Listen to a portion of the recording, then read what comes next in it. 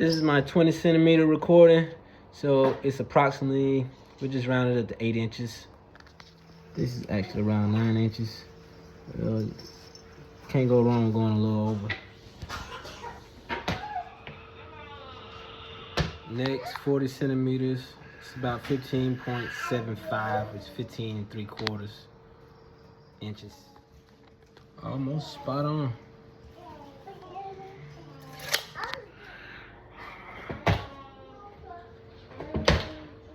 Next is 60 centimeters. It's getting a little higher, y'all. 60 centimeters is usually around 23.62 inches, but this is about 25 inches, so, you know, going a little higher than the normal, but it's all good.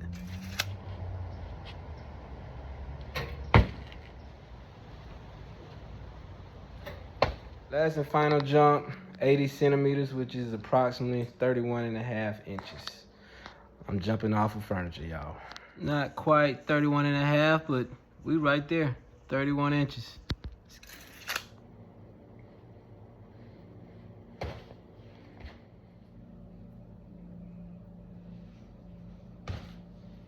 In my drop jump trials, I found that I didn't really use the stretch shortening cycle very effectively at any height. As the drop height increased, I did have more gravitational potential energy because I started higher, which led to harder landings. But instead of quickly rebounding off the ground, I tended to land, bend a lot, and stay on the ground too long. So I lost most of the stored spring energy and turned the movement into more of a regular jump from a squat. Even at the lower heights, my contact times were still relatively long and my jump height didn't increase much, which suggests that I wasn't converting the landing energy into an elastic reactive takeoff. I'm pretty sure that if I compare my jumps to another classmate, or if I would have performed the jumps on a more trusted platform and thus at the same heights, then they would have had shorter contact times and higher reactive jumps at a more efficient stretch shortening cycle, which would likely be due to more speed, power, and just being younger.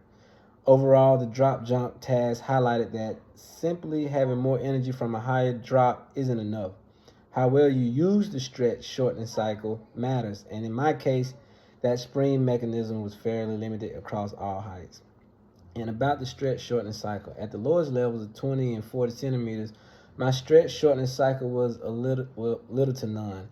At even the higher drop heights, I wasn't really able to use the stretch shortening cycle effectively, but you can tell that it was used a little more at the higher heights than the shorter heights, and I had to land deeper and stay on the ground longer to control the impact, so I lost that quick spring effect. Instead of having a fast dip and rebound, my landing turned into more of a slow absorbing squat, which means less stored elastic energy and reflex help, and more of the jump coming from a regular concentric push.